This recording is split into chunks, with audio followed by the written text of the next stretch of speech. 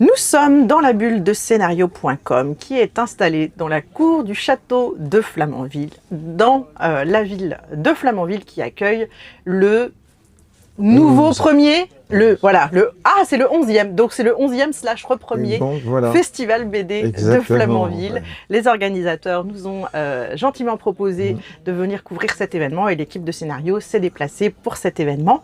Bonjour Philippe Lugui. Bonjour. Qui êtes-vous?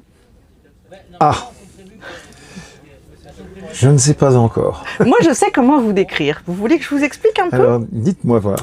Eh bien, vous êtes Ça commence la bande originale de toute ma vie. Alors, écoutez, quel compliment. N'est-ce pas? Comme tous les enfants des années 80. Oui. Mais beaucoup l'ignorent. C'est pour ça que je voulais leur dire aujourd'hui. Vous avez fait partie de toute notre vie parce que vous avez été à la télé quand on était devant la télé, vous avez été dans Pif Gadget quand on avait le nez dans Pif Gadget, voilà. Vous avez été dans Malabar à l'époque où on s'amusait à les coller sous notre bureau d'écolier. Exactement. Donc vous avez été là toute ma vie, Philippe. Et puis je rajoutais quelque chose. J'ai même été probablement indirectement dans la vie de beaucoup d'enfants, indirectement en adaptant avec le studio qu'on a appelé à l'époque Five Star. Les aventures d'Albator. Exactement, j'allais y venir. Ça, effectivement. Voilà. Ben oui, il y a ça évidemment, aussi, il y a eu aussi Albator. Voilà. Il y a eu, enfin vraiment, j'étais assez. Moi, ça fait longtemps que je vous observe en festival BD, puisqu'on a eu la chance de s'y croiser plusieurs fois. Je suis toujours très admirative de voir à quel point est-ce que Percevant est un personnage auquel les gens sont attachés. Oui, j'ai eu la grande surprise de découvrir, donc il était né la même année que moi, en 82. Et bien voilà, tout jeune. Il est tout jeune, évidemment. Et puis donc Percevant, il a eu plein d'aventures. Sur ce festival BD à Flamanville, il y a aussi une très très belle exposition qui vous est consacrée. Oui. Et où, par exemple, j'ai pu admirer des couvertures de Percevant éditées aux USA, au Danemark. Waouh! Oui, en Allemagne, en Espagne. Ouais.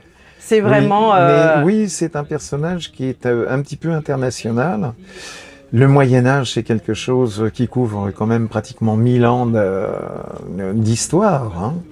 Et ça fait rêver parce que c'est un univers où on peut mettre de la création, de l'invention, on n'est pas obligé d'être dans une rigueur tout à fait stricte, parce que bon, Percevant, c'est de la fantaisie, et donc ça permet quand même à l'imagination de vagabonder, et ça, c'est quelque chose qui est commun dans toutes les civilisations, qu'elles soient espagnoles, qu'elles soient allemandes, italiennes, etc.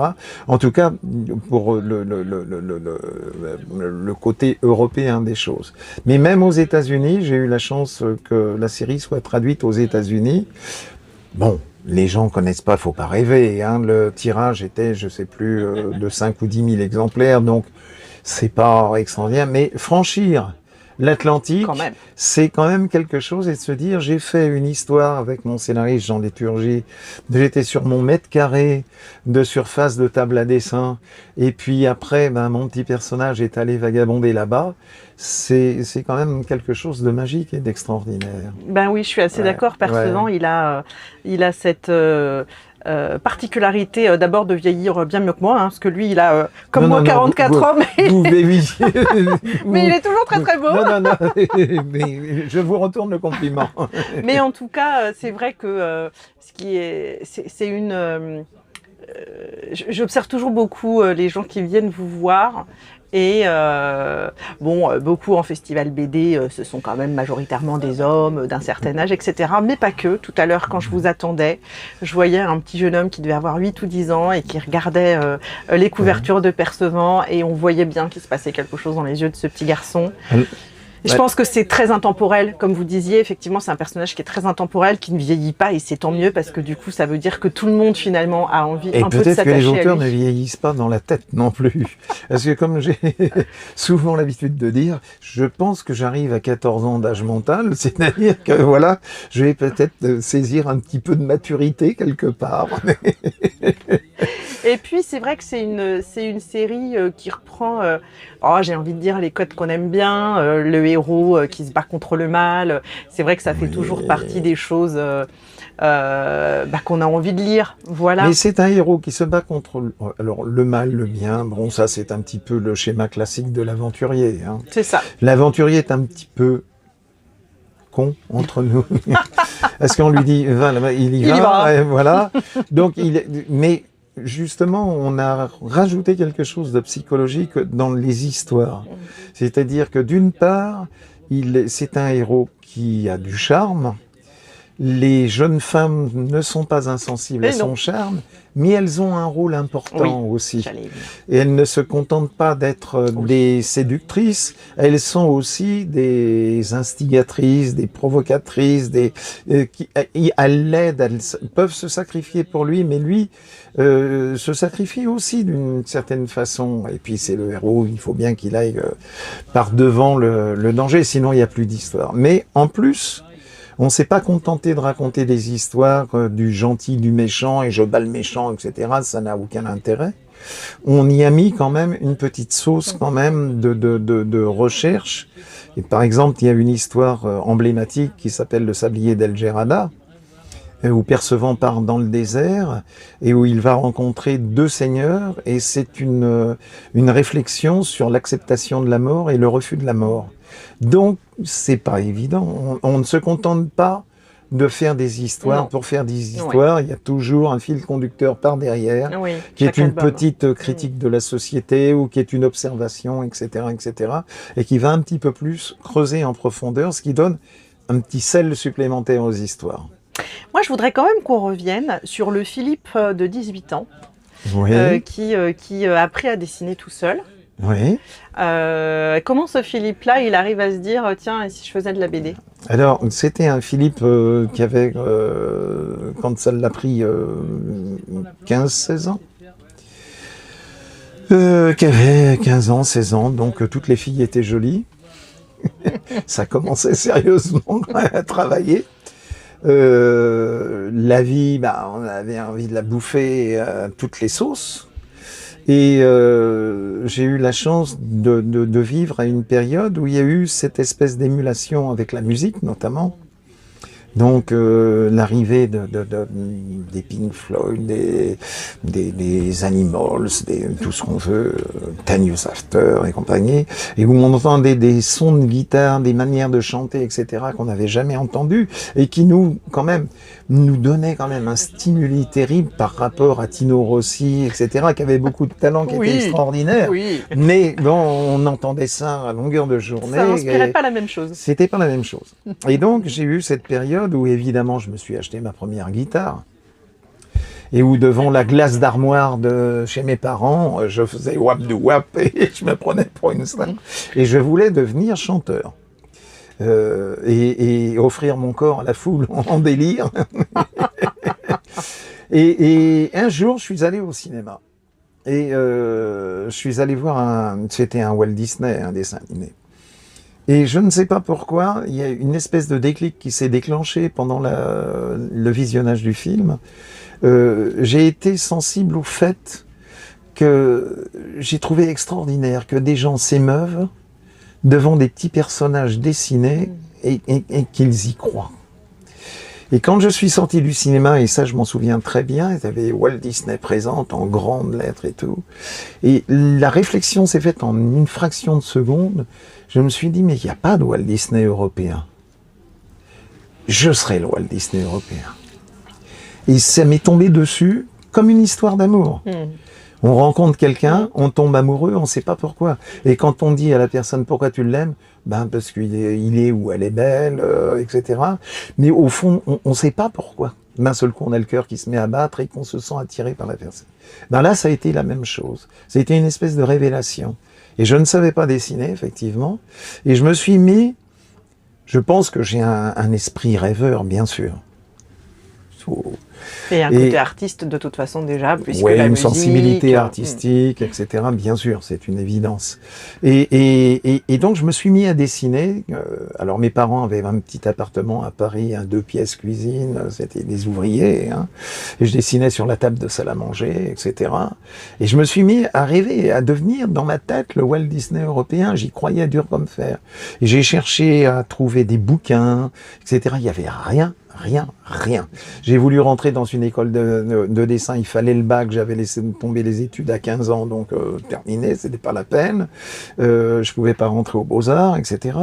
Donc c'est à force de travail, et à force d'insister que j'ai fini par y arriver. Alors, il se trouve quand même, et ça, c'est les petites baguettes de fées, là. Vous savez, on a toujours des petits esprits qui nous protègent, ou qui nous protègent pas. On y croit pas, mais la petite baguette de fée était dans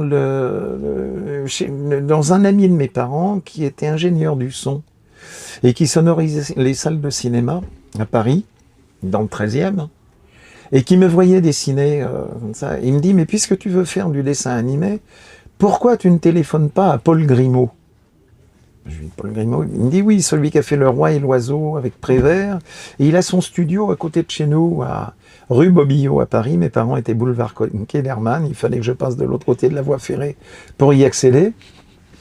Et j'ai pris le téléphone, alors à l'époque, on n'avait pas le téléphone, il fallait descendre, etc. Enfin bref, j'ai téléphoné à Paul Grimaud qui m'a reçu. Et je suis tombé sur un monsieur je trouvais âgé, bien sûr, il devait avoir une 60aine d'années. Pour moi, j'avais 15 ans. Donc. Moi, j'avais 15 ans, 16 ans. Oui, un jeune homme. Je peux garantir qu'on est un jeune homme. Et Paul Grimaud m'a reçu avec ses petites lunettes, etc. Ce monsieur assez grand et tout. Et il a regardé mes petits dessins. On peut le dire, mes petits dessins merdiques de petits jeunes qui ne savent pas dessiner. Mais je pense qu'il a senti qu'il y avait une foi, qu'il y avait quelque chose. Il m'a dit, c'est sympa ce que vous faites. Et alors, rien que de raconter, j'en ai presque la chair de poule, parce que il m'a soufflé dessus. Il me dit, mais vous savez ce que c'est qu'une caméra multiplan ? Vous savez ce que c'est qu'un travelling ? Vous savez ce que c'est qu'un... etc. Il me voyait me décomposer, il m'a dit, c'est pas grave, ici, dans mon studio, vous êtes chez vous, vous venez me voir et je vous apprendrai comment on fait. C'était un grand monsieur, oui. Et d'une grande simplicité, d'une grande gentillesse. Pourquoi ? Parce qu'il avait du talent, il n'avait rien à prouver, il avait tout prouvé. Et donc, à travers Paul Grimaud, j'ai quand même frisé un peu Prévert, c'est pas n'importe quoi. Hein ? Et alors, je suis retourné le voir, et à un moment donné, j'ai quand même pris conscience que faire un dessin animé tout seul, parce qu'il me disait, tu vois ton personnage là, lui il bouge de telle manière, mais l'autre il faut le faire bouger d'une autre manière, non pas la même personnalité et tout. Et je me suis dit, et puis quand on est jeune, on est impatient. On a envie que ça arrive tout de suite, et c'est bien normal. Et donc, l'impatience a fait qu'à un moment donné, j'ai eu cette réflexion de me dire, mais le dessin animé, ce sera pour plus tard. Et pourquoi pas la bande dessinée ? Puisque la bande dessinée, je raconte mes histoires, je fais vivre mes héros, c'est imprimé et ça sort tout de suite. Et c'est comme ça que je suis arrivé à la bande dessinée, pour le tout début. Alors, je suis allé voir des éditeurs qui ont eu la gentillesse de m'accueillir. J'ai commencé à faire des planches. Alors, je vais raconter vite fait une anecdote qui vaut son petit pesant d'or. J'avais fait 17 pages au format de parution, parce que je ne savais pas qu'il fallait travailler plus grand, je n'avais aucune notion. Et les pages, je les avais dessinées au crayon, j'avais mis les couleurs à la gouache, qui est une couleur assez épaisse. J'avais ancré sur la gouache, donc ce qui fait des pâtés, parce que la plume entraîne. Et j'avais un lettrage, c'était quasi illisible. Mais j'ai fait 17 pages. Et j'ai téléphoné chez Dargaud, qui était rue du Louvre à l'époque, et j'ai été reçu par un homme qui s'appelait Pradal, qui était une espèce de géant. C'est l'époque où un mec de 30 ans, il avait l'air d'un mec de 60, parce qu'il avait la cravate, les costards, etc. Et on était quand même un peu tremblant, on vous voyait à l'époque. Et on était assis en contrebas de celui qui vous recevait. Voilà. Et je le vois, il regarde mes pages soigneusement, avec beaucoup d'attention, vraiment. Et puis moi, évidemment, avec ma modestie légendaire, je me dis, c'est bon, il va me prendre. Je le vois qui tapote les pages, qui les range soigneusement sur le coin du bureau. Et là, je dis, yes. Et il se penche vers moi, il me dit, ça vous ferait plaisir de voir les planches de vrais dessinateurs? Paf, paf. Et il m'a mis les planches d'Uderzo, Astérix dans les mains. Et là, d'un seul coup, j'ai compris. Il y a eu une compréhension totale du truc. Et j'ai vu, il y avait des petits personnages ronds comme ça, où il y avait tous les détails, la finesse et tout. Je me suis dit, j'ai pensé, je l'ai raconté à Albert des années après. D'ailleurs, je lui ai même dit, j'aurais dû garder quelques-unes de tes pages, parce que maintenant j'aurais une bonne retraite. et donc, j'ai tout compris, et à partir de ce moment-là, j'ai commencé à faire des dessins plus grands. Et puis après, de fil en aiguille, il y avait Claude Moliterni qui faisait les rencontres de la bande dessinée aux Arts Déco, à la chaussée, pas la chaussée, si, rue de la Chaussée d'Antin, à Paris. Donc on y allait, on rencontrait les professionnels, il y avait des projections, etc. Et puis petit à petit, ça s'est fait. Puis je suis allé dans les rédactions, j'ai proposé mes dessins qui devenaient quand même plus potables, là, qui devenaient présentables. Puis on m'a dit non, on m'a dit non, on m'a dit non. Et quand on me dit non, je me bagarre. Et un jour, on m'a dit oui, on a commencé à me donner des petits travaux, etc. Donc à l'époque, il y avait beaucoup de journaux, ce qui était un grand avantage. Et donc ça m'a permis de publier des jeux, des illustrations, des petites histoires, etc. Donc tout en gagnant ma vie, alors gagner, j'étais pas richissime, hein, mais c'était, je le suis toujours pas, mais ça permettait de vivre. Et donc c'est comme ça que c'est arrivé, jusqu'au moment où après on commence à placer une série, et puis voilà. C'est une belle histoire. Ouais, oui, c'est ce qui prouve que, mais ça arrive toujours. Moi, je suis convaincu que même pour les jeunes à l'heure actuelle, on dit ouais l'intelligence artificielle, mais on l'emmerde l'intelligence artificielle. Pour lutter contre elle, il faut faire la bêtise officielle, ok. Et puis il faut dominer un petit peu l'objet et s'en servir éventuellement.